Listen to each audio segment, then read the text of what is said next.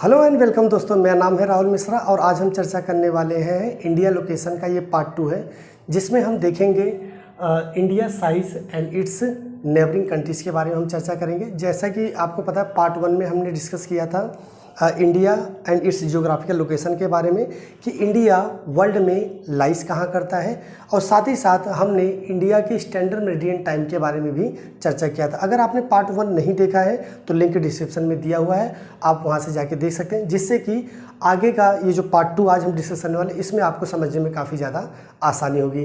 तो चलिए दोस्तों, फिर हम स्टार्ट करते हैं।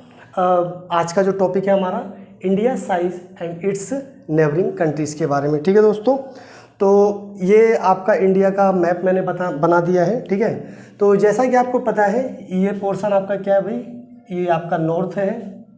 ठीक, ये नॉर्थ, और ये आपका साउथ, ये आपका ईस्ट एंड ये आपका वेस्ट। ये तो बेसिक आइडिया आपको इसके बारे में है ही। ठीक है, तो आज हम जो बात करने वाले हैं इंडिया के साइज के बारे में बात करेंगे। सबसे पहले तो अगर आपसे पूछा जाए कि इंडिया का जो मतलब वर्ल्ड में जो जियोग्राफिकल एरिया है in the sense of kilometre, तो वो कितना है, तो वो है दोस्तों, इंडिया का जो मतलब जियोग्राफिकल एरिया है वो है 3.28 मिलियन स्क्वायर किलोमीटर। तो ये भारत का अपना क्या है, स्क्वायर किलोमीटर है, एरिया है। अगर हम किलोमीटर में देखते हैं, if we talking about in the percentage sense, यानी जो धरती पे जो मतलब इंडिया का जो मतलब अपना परसेंटेज में एरिया कितना है, तो वो है दोस्तों आपका 2.4% माना जाता है, यानी वर्ल्ड जियोग्राफिकल का इंडिया। और इसी एरिया के साथ साथ India is consider as the 7th largest country in the world. ठीक है दोस्तों, तो मैंने यहाँ पे ये पॉइंट्स लिख दिया है। अगर बात करें एरिया की, तो इंडिया का एरिया कितना है, 3.28 million square kilometre. If we talking about percentage, तो वर्ल्ड्स का जो लैंड परसेंटेज वो कितना है आपका 2.4%। And India is consider as the 7th largest country in the world. तो भारत क्या है, विश्व का 7वां सबसे बड़ा देश माना जाता है। तो जाहिर सी बात है दोस्तों, अब कुछ ऐसे भी देश हैं जो भारत से क्या है एरिया में और साइज में क्या है बड़े हैं, तो उनके बारे में हम यहाँ पे देख लेते हैं। ठीक, तो अगर हम एरिया के सेंस में देखें तो दुनिया का जो सबसे बड़ा जो देश माना जाता है दोस्तों, वो माना जाता है आपका रसिया।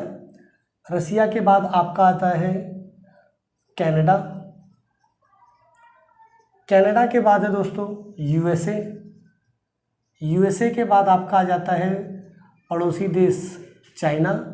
चाइना के बाद आ जाता है दोस्तों आपका ब्राज़ील, और ब्राज़ील के बाद है आपका ऑस्ट्रेलिया, और ऑस्ट्रेलिया के बाद 7 तो हम ही हैं वर्ल्ड के लार्जेस्ट कंट्री। तो ये वो देश हैं जो भारत से क्या है एरिया में या फिर साइज में क्या है काफ़ी बड़े माने जाते हैं, और इंडिया क्या है 7th largest country in the world माना जाता है। तो अगर हम इंडिया के कुछ बेसिक फिजिकल फीचर्स के बारे में बात करें, तो जैसा कि आपको पता है कि भारत के नॉर्थ में क्या है आपका ग्रेट हिमालय है। भारत के नॉर्थ में क्या है दोस्तों, ग्रेट हिमालय है। और अगर बात करें भारत के नॉर्थ ईस्ट में, तो वहाँ पे आपका आ जाता है पूर्वांचल हिल्स। तो भारत के नॉर्थ ईस्ट वाले एरिया में किस तरह की पहाड़ियाँ आपकी पूर्वांचल हिल्स मानी जाती हैं। और अगर हम बात करें भारत के नॉर्थ वेस्ट वाले एरिया में, तो नॉर्थ वेस्ट वाला जो एरिया है यहाँ पे है आपका सुलेमान रेंज। ठीक दोस्तों, तो ये क्या है आपका सुलेमान रेंज, जो कि नॉर्थ और वेस्ट वाले एरिया को क्या करता है, कवर करता है। इसी के साथ साथ भारत का अपना डेजर्ट एरिया भी है, जिसको हम थार डेजर्ट के नाम से जानते हैं। ठीक है, और अगर इसको हम ज्योग्राफिकली नेम के साथ देखें तो इसको कहा जाता है मरुस्थल, यानी मरुस्थल। और ये जो भारत का जो मरुस्थल जो डेजर्ट है, जिसको हम आम भाषा में थार डेजर्ट के नाम से भी जानते हैं, ये आपका किस एरिया में पड़ता है, राजस्थान वाले एरिया में आपका पड़ता है। ठीक, इसी के साथ साथ भारत, जैसा कि आप लोग जानते हैं कि जो भारत है वो उसे नदियों का भी देश कहा जाता है। ठीक, अगर हम नॉर्थ वाले एरिया की बात करें तो नॉर्थ वाले एरिया में आपका गंगा है, ब्रह्मपुत्र है, इसके अलावा यमुना रिवर्स है और कई सारी नदियां हैं जो कि आपके नॉर्थ में पड़ जाती हैं। सोन है, भगवा है, घग्गर रिवर्स है। अगर हम साउथ की बात करें तो साउथ में आपका मतलब गोदावरी आ जाती है, कृष्णा आ जाती है, कावेरी नदियाँ आ जाती है। जैसा कि मैंने यहाँ पे पॉइंट लिख दिया है कि लार्ज रिवर्स भारत में पाई जाती हैं, जिसमें आपका गंगा आती है, ब्रह्मपुत्र है, महानदी है, कृष्णा, गोदावरी है साउथ में। इसी के साथ साथ भारत का अपना इंडियन ओशियन भी है। और अगर इंडियन ओशियन की बात करें तो अगर भारत के आप साउथ वाले पोर्शन में जाएंगे तो यहाँ पे आपका इंडियन ओशियन है, ठीक है। यानी भारत ही एकमात्र ऐसा देश है जिसके नाम पे ओशियन का नाम भी पड़ा हुआ है, ठीक। और ये तो रही बात आपके इंडियन ओशियन की। तो अगर हम भारत के ईस्ट वाले एरिया में देखें तो यहाँ पे क्या है आपका बे ऑफ बंगाल है। और भारत के वेस्ट वाले एरिया में अगर हम बात करें तो यहाँ पे आपका क्या आ जाता है, अराबियन सी आ जाता है। तो भारत की नदियाँ Bay of Bengal, Arabian Sea as well as Indian Sea मिला के ही भारत को कौन सा देश बनाती है, इंडियन सब कॉन्टिनेंट नेशन बनाती है। आई होप ये आपको बात क्लियर होगी, ठीक है। यानी अराबियन सी, इंडियन ओशियन और बे ऑफ बंगाल, ये तीनों ओशियन के जो पोर्शन है ये मिला के भारत को कैसा देश बनाते हैं दोस्तों, इंडियन सब कॉन्टिनेंट के तौर पे बनाते हैं, ठीक। अच्छा, अगर हम ग्रेट हिमालय की बात करें तो इतिहास में हमेशा से ये जो ग्रेट हिमालय है भारत के लिए एक सिक्योरिटी की तरह काम करता था, क्योंकि ये जो हिमालय जो रेंज है भारत का, इसको पार कर पाना इतना आसान नहीं है। क्योंकि इतिहास में अगर आप नज़र दौड़ाएंगे तो आप पाएंगे कभी भी भारत के नॉर्थ से हमले कभी नहीं हो पाए, क्योंकि ये जो क्षेत्र था हिमालय वाला रेंज, इसको पार कर पाना इतना आसान नहीं माना जाता। अगर कुछ रेंजेस को छोड़ दिया जाए, जैसे नाथुला रेंज को छोड़ दिया जाए, खैबर पास वाले क्षेत्र को छोड़ दिया जाए, तो ग्रेट हिमालय को पार कर पाना इतना आसान नहीं, क्योंकि इसके अपने कुछ क्लाइमेट भी है। क्लाइमेट यहाँ पे -डिग्री में चला जाता है और ऊंची ऊंची पहाड़े, जिस वजह से हम कह सकते हैं कि भारत के लिए हमेशा से ये जो ग्रेट हिमालय है वो एक तरह से सिक्योरिटी की तरह काम करता था, ठीक। तो ये बात हो गई यहाँ पे। तो इसी के साथ साथ जैसे मैंने यहाँ पे आपको बताया, Himalayas, the great Himalaya and other ranges act as physical barriers for the other nations. तो हम ये कह सकते हैं कि भारत के लिए जो हिमालय है वो एक तरह से सिक्योरिटी की तरह पास में क्या करता रहा, काम करता, और आज भी ये सिक्योरिटी की तरह भारत के लिए क्या है, बेनिफिशियल माना जाता है, ठीक है दोस्तों। तो आई होप आपको ये बात यहाँ पे क्लियर होगी। और अब हम बात करेंगे भारत के लैंड बाउंड्री के बारे में बात करेंगे, ठीक। तो अगर हम बात करें भारत का लैंड बाउंड्री के बारे में, तो जो भारत का अपना जो लैंड बाउंड्री है, लैंड बाउंड्री का मतलब यहाँ पे है कि गुजरात से ऊपर वाला जो पोर्शन है, ठीक, यानी गुजरात से ऊपर वाला पोर्शन लेते हुए आपका मणिपुर, मिजोरम और ये बांग्लादेश वाले एरिया तक जो भी जो भारत का जो अपना बाउंड्री एरिया है वो है बच्चों 15,200 किलोमीटर का माना जाता है। इट मीन्स गुजरात से लेके आपका मणिपुर, मिजोरम इंक्लूडिंग बांग्लादेश आल्सो, कितना रेंज है भारत की बाउंड्री एरिया में, 15,200 किलोमीटर के आसपास माना जाता है। इसी के साथ साथ भारत का अपना कोस्ट भी तो है, कोस्टल एरिया भी है। तो if we talking about coast of India, तो जो भारत का जो कोस्ट है, कोस्ट का मतलब कि वो क्षेत्र जो कि समुद्र से क्या हुआ है, जुड़ा हुआ है, या फिर उन क्षेत्रों में जहाँ से समुद्र क्या होता है, अटैच होता है, तो उसको क्या कहा जाता है, कोस्टल एरिया ऑफ इंडिया कहा जाता है। और ये कितना दोस्तों, 6100 किलोमीटर, यानी 6100 किलोमीटर हमारा भारत का क्या अपना कोस्टल एरिया है। अगर इसमें हम अंडमान एंड निकोबार और लक्षद्वीप वाले एरिया को भी अगर हम मिला देते हैं तो यह आंकड़ा आपका मतलब कितना हो जाता है, अगर हम इसमें आइलैंड्स को भी क्या कर दें, इसमें जोड़ दें, तो वो हो जाता है आपका 7516.6 किलोमीटर के आसपास ये रेंज माना जाता है। अगर आप अप्रॉक्सीमेट में लिखना चाहते हैं तो 7517 किलोमीटर अभी आप यहाँ पे मेंशन कर सकते हैं, ठीक है। तो ये पोर्शन तब हो जाता है जब हम इसमें Andaman and Nicobar as well as Lakshadweep को भी हम क्या कर देते हैं, इंक्लूड कर देते हैं। तो भारत का जो कोस्टल एरिया है या फिर 1 किलोमीटर में है, वो कितना हो जाता है आपका 7516.6 किलोमीटर के आसपास माना जाता है। अच्छा, अगर हम भारत के कोस्ट ऑफ इंडिया की अगर बात करें तो ये कितने हैं बच्चों, 2 हैं, ठीक है। और वो कौन कौन से हैं, एक है आपका ईस्ट कोस्ट और दूसरा कौन सा है आपका वेस्ट कोस्ट, ठीक है। तो इधर आपका कौन सा हो गया, ईस्ट कोस्ट हो गया, और इस वाले पोर्शन में आपका हो गया वेस्ट कोस्ट, ठीक। तो अगर हम वेस्ट कोस्ट की बात करें, ठीक है, तो यहाँ पे भी 2 तरह का मतलब ईस्ट को जो वेस्ट कोस्ट है इसको क्या किया गया है, 2 कोस्टल एरियाज में क्या किया गया है, बांटा गया। अगर मैं इसको थोड़ा सा रफ कर दूं तो मैं यहाँ पे आपको बना के दिखा देता हूँ। तो जो भारत का जो कोस्ट वाला मतलब जो वेस्ट वाला जो कोस्ट है, ये है आपका कोंकण। ऊपर वाले पोर्शन को क्या कहा जाता है, कोंकण कोस्ट कहा जाता है, और नीचे वाले पोर्शन को कहा जाता है मालाबार, ठीक। जो नीचे वाला पोर्शन है वेस्ट का, उसको क्या कहा जाता है, मालाबार कोस्ट कहा जाता है। और अगर हम ईस्ट कोस्ट की बात करें तो ईस्ट कोस्ट भी 2 हिस्सों में बांटा गया है। एक है आपका सर्कस कोस्ट, ऊपर वाले पोर्शन को कहा जाता है, एंड कोरोमंडल नीचे वाले पोर्शन को कहा जाता है,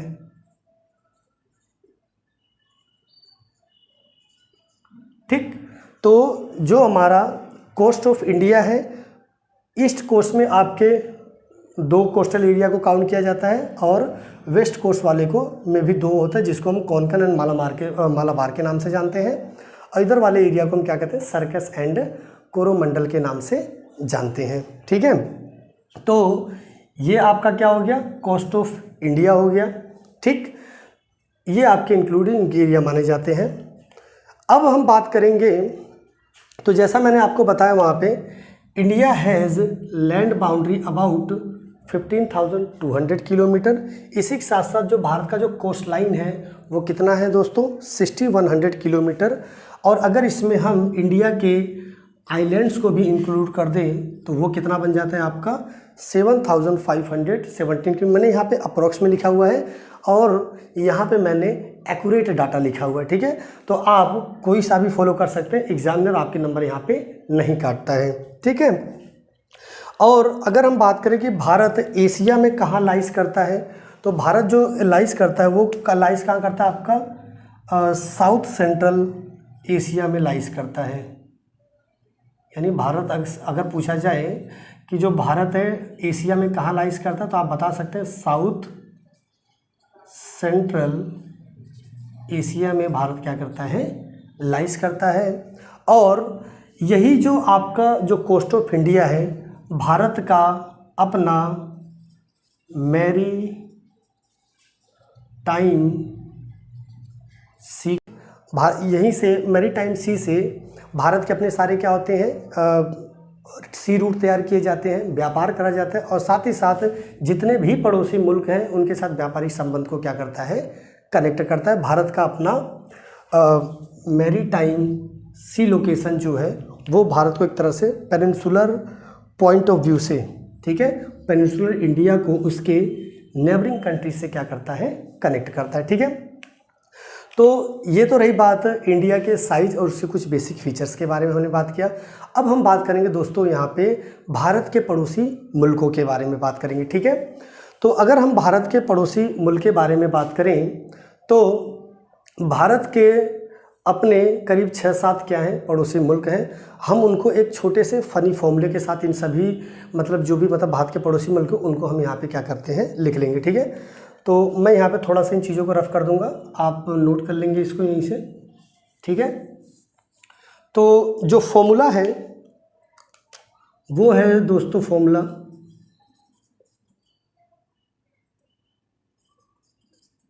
फॉर्मूला है बचपन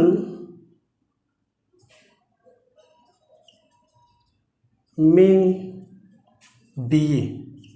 ठीक है, तो ये एक फॉर्मूला है, इसके अकॉर्डिंग हम मतलब भारत के पड़ोसी मुल्कों के बारे में समझेंगे।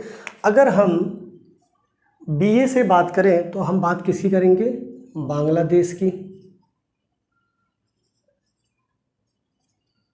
बीए से क्या हो गया दोस्तों, बांग्लादेश। सीएच से हो गया आपका चाइना, और पीए से हो गया आपका पाकिस्तान। ठीक, और एन से हो गया आपका नेपाल, और अगर हम बात करें मे से तो मे से हो गया आपका म्यांमार, और बी से बात करें तो बी से हो गया आपका भूटान, और ए से हो गया आपका दोस्तों अफगानिस्तान। तो ये कुछ क्या है आपके भारत के पड़ोसी मुल्क हैं।